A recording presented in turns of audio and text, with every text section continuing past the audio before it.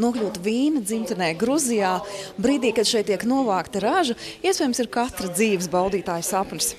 Mēs šeit nokļuvām un sākām domāt, bet kāda tad ir īstā, patiesā Gruzijas garša un no kā tā sastāv?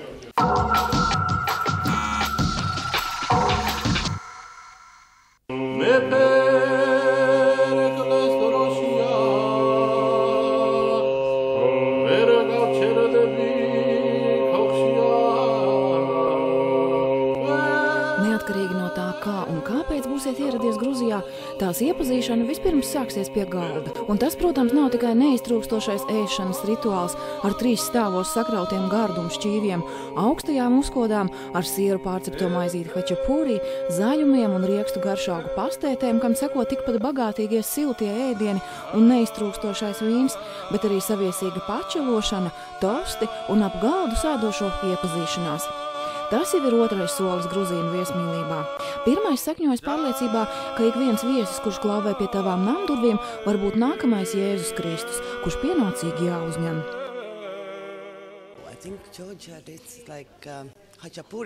Man Gruzija garšo pēc hačapurī. Man šeit galvenais šķiet vīns un cilvēki.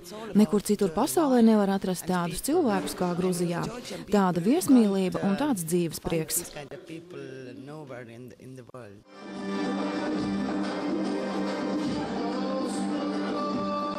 Tradicionālajam Gruzijas vīnam, kas norūkst ierakts zemē māla krūkās kopā ar visām miziņām, ir specifiska un intensīva garša un krāsa, pie kuras jāpierod. Tāpēc Gruzijas vīndari cenšas sapludināt 8000 gadu senās tradīcijas ar rietumu ražošanas metodēm. Kopš Krievija 2006. gadā noteica Gruzijas preču embargo, atbildot uz Kaukāza valsts vēlmu veidot ciešākas saites ar Eiropas Savienību un NATO, šīs zemes vīndaru galvenais uzdevums bijis uzlabot vīna kvalitāti un atpazīstamību ārzemēs, un panākumi neizpaliek.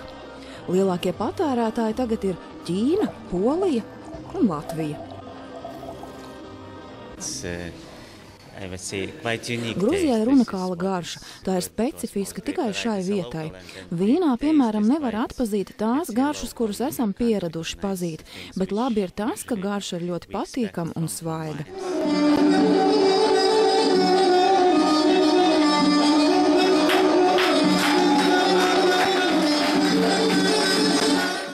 Gruzijā ir arī siera garša. Sen aizmirstas siera siešanas metodas ar franču tehnoloģiju apvieno Svētās Nino klostera mūķenes Džavhetijā.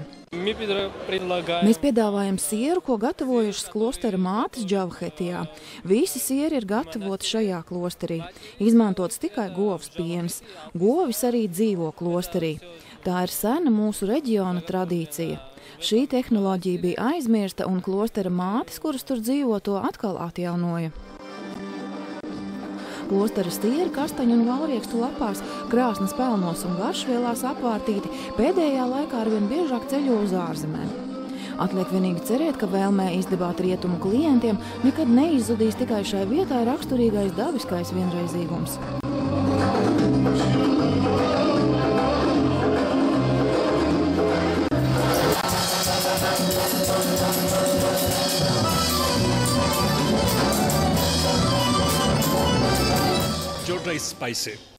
Gruzija ir pikanta, pārtika ir pikanta un vīni arī ir pikanti. Mums tā ir ļoti eksotiska, ļoti tālu no centrāla Eiropas garšas.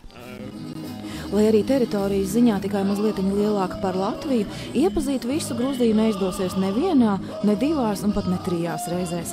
Sava dzīve ir kalnu ciemos, sava Melnās jūras kūrortos un pilsētās. Taču, ja laiks galvaspilsētas Tbilisī apskatē ir pavisam ierobežots, mēs iesakām sākt ar tikai šovasar atvērto atrakciju braucienu gaisa tramvaņā.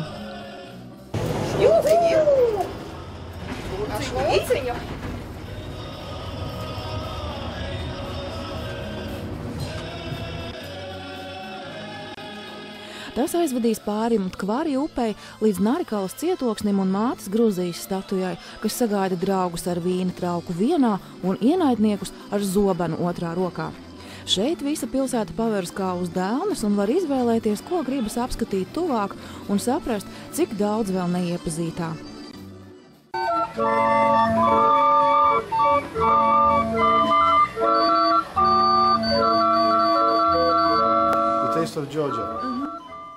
Gruzijas garša.